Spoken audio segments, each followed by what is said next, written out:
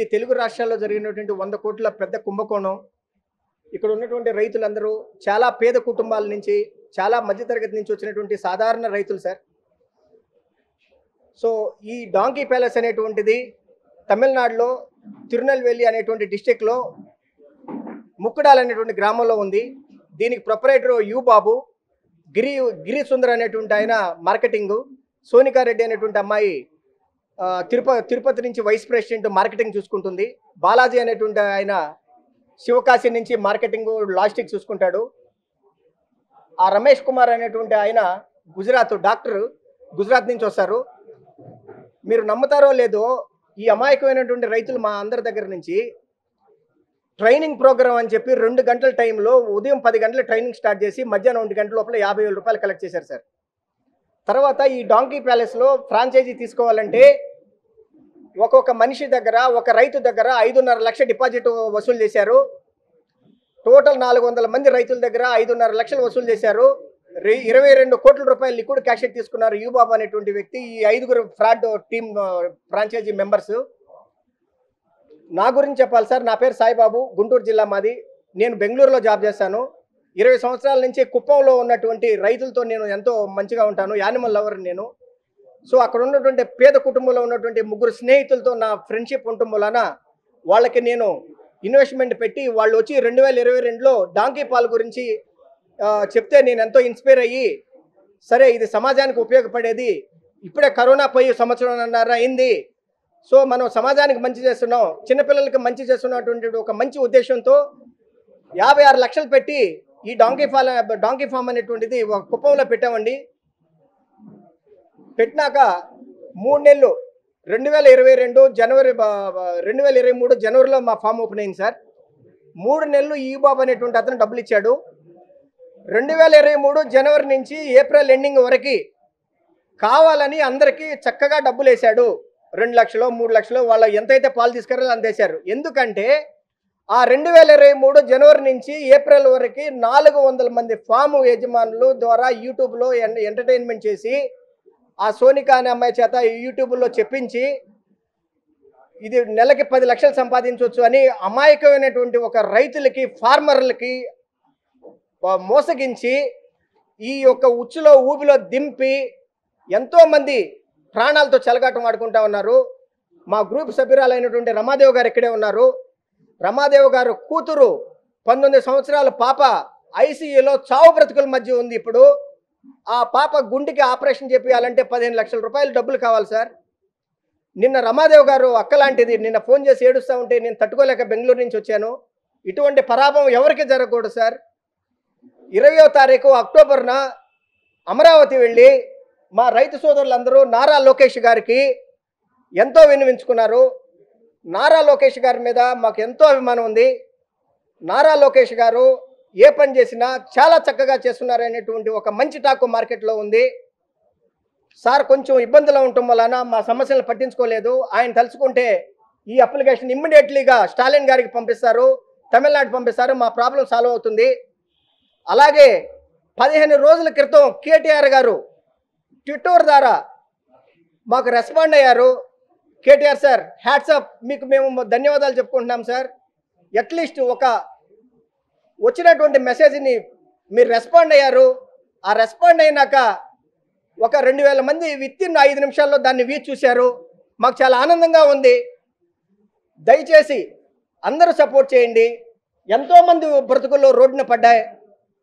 ఆ తర్వాత దీనికి ఏమైందంటే ఒక కలెక్టర్ ద్వారా ఇనాగ్రేషన్ చేపించారు 14th మే 2022. ఒక కలెక్టర్, ఒక ఐపీసీ పీనల్ కోడ్ మెంబర్ ఉండటం వలన మేము ఎంతో హ్యాపీగా కలెక్టర్ గారు ఓపెన్ చేశారని అందరూ మోసపోయి దీనిలో జాయిన్ అయ్యాం సార్.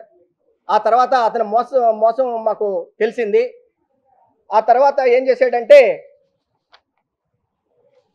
10 కోట్ల రూపాయల చెక్కు నాకు వచ్చింది. మీరు ఇచ్చినటువంటి పాలన్నీ నేను యూరోప్ పంపించాను, మీకు సోమవారం మంగళవారం డబ్బులు ఇస్తామని 2024 అక్టోబర్లో చెప్పాడు. ఇప్పటికి 13 నెలలు అయిపోయింది. ఆ 10 కోట్ల చెక్ ఏమైందో ఆ భగవంతుడికి తెలుసు. ఆ తర్వాత మాకు ప్రతి ఒక్కరికి ఇక్కడ ఉన్నటువంటి రైతులు, ఫార్మర్స్కి అందరికీ ఇతర చెక్లు ఇచ్చేసేసాడండి. నాకు 26,30,000 రావాలి, నాకు చెక్ ఇచ్చేశాడు. అందరు చెక్కులు చెప్పండి, అందరికీ చెక్కులు ఇచ్చేసేసాడు. చెక్కులు ఇచ్చేసినాడు. దాని గురించి ఎటువంటి మళ్ళీ అతను సమాచారం ఇవ్వలేదు. ప్రతి వారం వాట్సాప్ గ్రూప్లో వస్తాడు, అందరిని బ్లాక్మెయిల్ చేస్తాడు. అందరికి ఏం చెప్తాడంటే నన్ను నమ్మినటువంటి వాళ్ళకి నేను డబ్బులు ఇస్తాను అని కొంతమంది చేత సీక్రెట్గా ఫోన్ చేయించుకుంటాడు. ఇతన్ని పట్టుకోవడానికి మేము ఎంతో ప్రయత్నం చేసి ఈడీ ఆఫీస్ చుట్టూ, తమిళనాడు తిరునెల్వేలి చుట్టూ 9 సార్లు తిరిగాం సార్. కలెక్టర్ గారు, కార్తికేయన్ గారు, అక్కడ ఉన్నటువంటి ఎస్పీ గారు, సిల్వరాసన్ గారు అందరూ రికమెండ్ చేశారు. డిఎస్పీ ఆఫీసులో ఈడీతో మాట్లాడాము. అతను పొలిటికల్ ఇన్ఫ్లుయెన్స్ ఉపయోగించి వాళ్ళందరినీ మేనేజ్ చేస్తూ ఉన్నాడు. ఇంతవరకు అతను ఎవరు అరెస్ట్ చేయలేకపోతున్నారు. ఈ 100 కోట్ల కుంభకోణం జరిగిపోయింది. రైతులు రోడ్డున పడ్డాం. దయచేసి మీ అందరి సపోర్ట్ కావాలి మాకు. అలాగే ఈ వేదిక నుంచి నేను తమిళనాడు స్టాలిన్ సార్ని కూడా రిక్వెస్ట్ చేయదలుచుకున్నాను. స్టాలిన్ సార్ వణకం. தெலுங்கு ஃபாரம்ஸ் கிட்ட இருந்து இங்களுக்கு உங்களோட உதவி வேண்டும். டாங்கி பேலஸ்னாலே இங்க எல்லோரும் மோச போயிட்டோம். இங்களுக்கு ரொம்ப அநியாயம் நடந்திருக்கீங்க. தயவு செஞ்சு சப்போர்ட் பண்ணுங்க சார். டாங்கி பேலஸ் டீம் அப்புறமா பாபு கிரி ரொம்ப போய் சொல்றாரு. இங்க எல்லாரையும் பிளாக்மெயில் பண்றாங்க. இவங்களை எப்படி நம்புறது தெரியல. லாஸ்ட் 1.5 year இருந்து நிறைய ஃபால்ஸ் ஸ்டேட்மெண்ட் கொடுத்துருக்காங்க. ఈ week, next week, next month, ఇమ్మీకు నాలుగు சொல்லிட்டு இருக்காங்க. ஃபேக் செக்ஸ் கொடுத்து இங்க எல்லாரையும் மோசம் பண்ணிட்டாங்க. அவங்களை அரெஸ்ட் பண்ணி விசாரிச்சு பண்ணி எங்களுக்கு நியாயம் வேண்டும். U Babu proprietor, Giri Sundar marketing, Sonika Reddy Tirupati marketing, Balaji marketing, Ramesh Kumar from Gujarat doctor, ఇవరికి ఎల్లరికీ నమ్మక న్యాయ పన్నిటే సార్. Thank you. అట్లాగే మిగతా నా స్నేహితులు కూడా మాట్లాడతారు. Thank you. 400 కుటుంబాలకు జరిగినటువంటి స్కామ్ సార్. 100 కోట్ల రూపాయలు. ప్రతి ఒక్క రైతుకి 30 లక్షల నుంచి 40 లక్షల రూపాయలు ఇవ్వాలి. మినిమం 70 లక్షల వరకు కూడా ఇవ్వాలి సార్. నా పేరు రవి అండి. కోదాడ దొండపాడు రవి అండి నా పేరు. మేమందరం డైలీ కలెక్ట్ అయిన మిల్క్ అతనికి వాట్సాప్ గ్రూప్లో ఎంత మిల్క్ కలెక్ట్ అయిందో పెట్టేవాళ్ళం. లీటర్కి 1600 ఇస్తానని చెప్పాడు. ఇంతవరకు ₹1 ఇవ్వలేదు. ఈ డాంకీ ప్యాలెస్ ఓపెనింగ్ అప్పుడు ఫసాయ్ డైరెక్టర్ అమిత్ గారు వచ్చారు. ఏ ఫుడ్ ప్రోడక్ట్ ఫసాయ్ లైసెన్స్ లేకుండా మార్కెట్లో అమ్మకూడదు. ఈ ప్రోడక్ట్కి ఫసాయ్ లైసెన్స్ లేకపోయినా కానీ ఫసాయ్ డైరెక్టర్ వచ్చి ఇనాగ్రేషన్లో పార్టిసిపేట్ చేయడం, మేమందరం ఫసాయ్ లైసెన్స్ దీనికి ఇస్తారేమో అని చెప్పి సంవత్సరం నుంచి వెయిట్ చేయడం, ఈ ప్రోడక్ట్ మార్కెట్లో అమ్మలేక నష్టాల్లో మునిగిపోయి ఉన్నాం. బాబు మాకు ఇంతవరకు వాట్సాప్ మెసేజ్లు గ్రూపుల్లో ఫాల్స్ కమిట్మెంట్స్ ఇచ్చు ఇంతవరకు ఒక్క కమిట్మెంట్ కూడా మాకు డబ్బులు ఇస్తానని ఒక్క డేట్ కూడా నిలబడలేదు. చెక్స్ ఇచ్చాడు అందరికీ, ప్రతి చెక్ బౌన్స్ అయింది.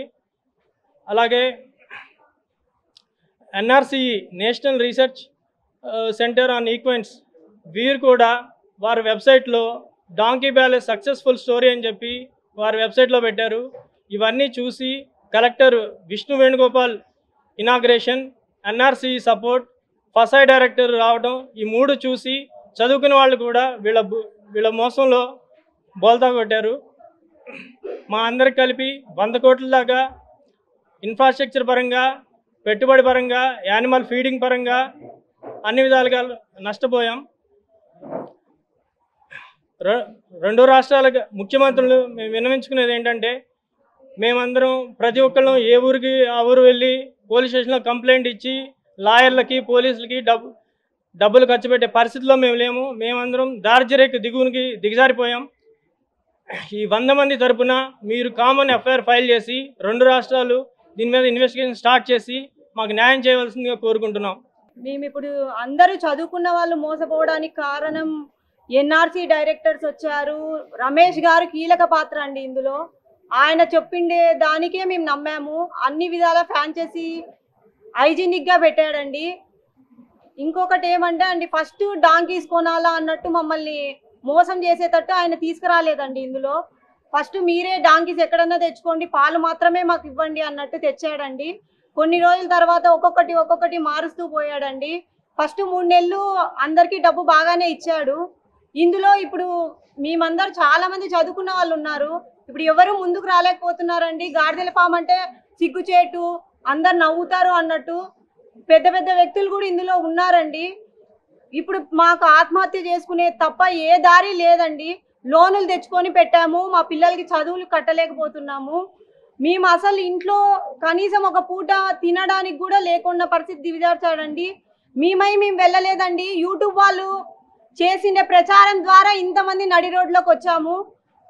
ఇంకొకటండి, ఆయన చెప్పిండే ఆయన ఇప్పుడు ఏమంటున్నాడంటే మీరు ఆశపడి వచ్చారు అన్నట్టు చెప్తున్నాడు.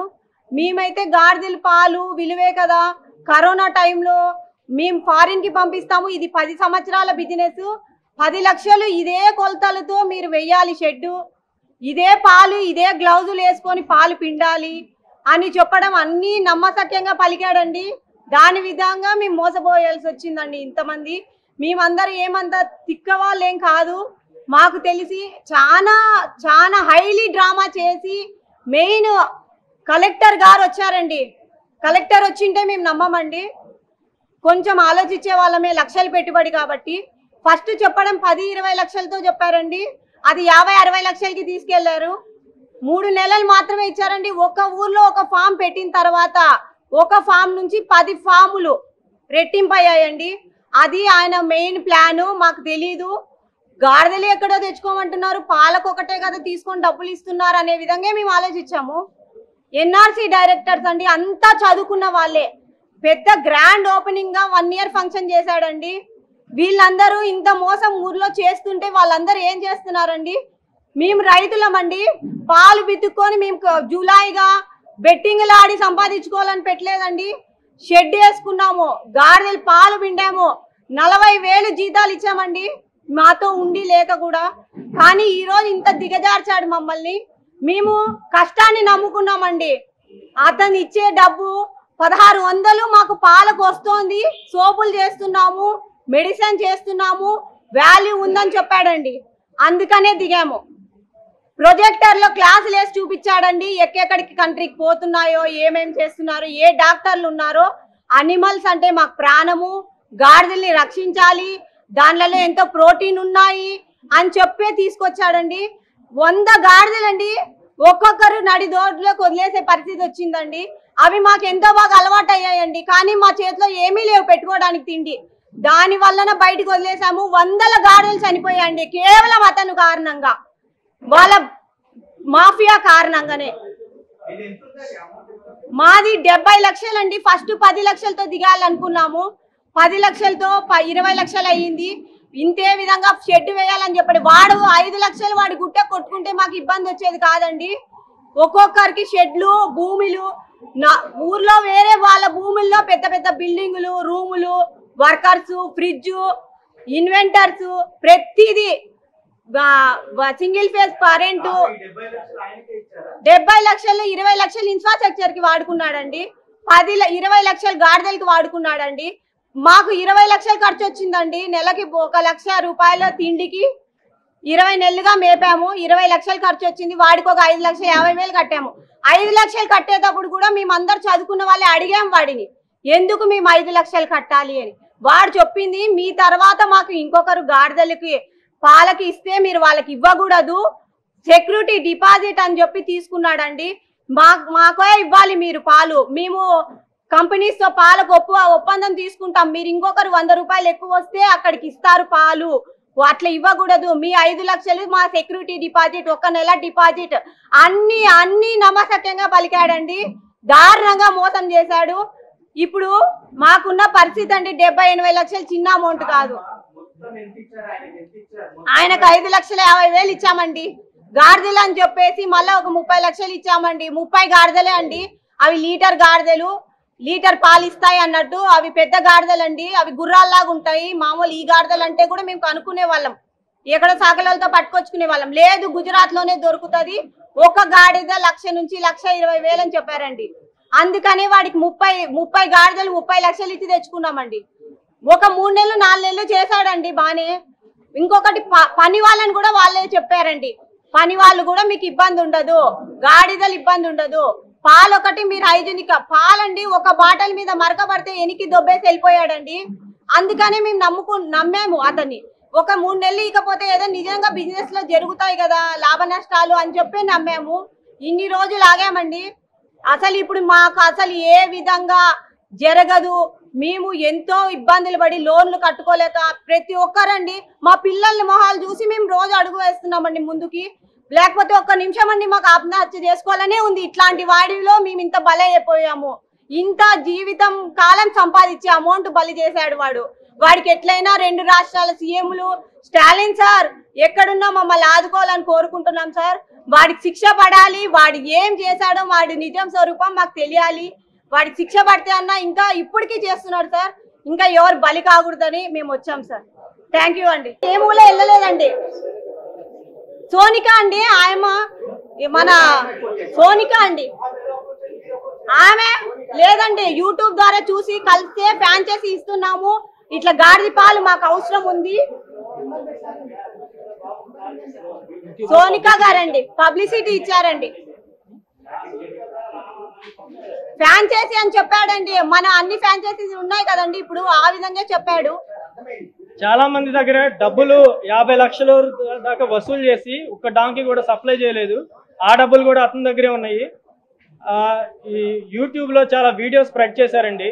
ఆ వీడియోలు చూసాము. తర్వాత ఈ సోనిక, బాలాజీ అనే వ్యక్తులు తెలుగు మాట్లాడగలరు. వాళ్ళు తెలుగు ప్రజలందరితో మాట్లాడుతూ ఫోనుల ద్వారా కాంటాక్ట్ చేశారు మమ్మల్ని. తర్వాత ఇది తెలుగు రాష్ట్రాలే కాకుండా తమిళనాడు, కర్ణాటక, మహారాష్ట్ర రాష్ట్రాల్లో కూడా వీళ్ళు ఫ్రాంచైజీలు ఇచ్చారండి. మాకు డబ్బులు ఇవ్వకముందే తర్వాత కూడా మాకు ఇస్తాను అంటూ కూడా మరి ఎన్నో ఫ్రాంచైజీస్ చేశారండి. ఇప్పటికీ అతని ఆటలు అయితే ఆగట్లేదు. మీరే దయ చూపించి మాకు న్యాయం చేయాలండి. ఎవరు బలి కాకుండా చూడాలండి. హైదరాబాద్ CCS లో అక్టోబర్ 3వ తారీఖు మేము కంప్లైంట్ ఇవ్వడానికి ఒక 20 మంది వెళ్ళామండి. వాళ్ళు ఏం చెప్పారంటే రాష్ట్రంలో ప్రతి డిస్టిక్లో ప్రతి ఊర్లో నుంచి బాధితులు ఉన్నా కూడా మేము కామన్ FIR రైజ్ చేయము, మీరు మీ ఊర్లోకి వెళ్ళి కంప్లైంట్ చేసుకోండి అన్నారు. మేమేం చెప్పామంటే ఇంత డిపార్ట్మెంట్ మీద ఇంత మీరు వర్క్ లోడ్ పెట్టేవాళ్ళు మీరు ఒక్కళ్ళే కామన్గా FIR ఫైల్ చేసి మా అందరికీ ఇన్వెస్టిగేషన్ స్టార్ట్ చేయమని చెప్తే వాళ్ళు చేయలేదు. మాకు కంప్లైంట్ తీసుకోలేదండి, FIR ఫైల్ చేయలేదు.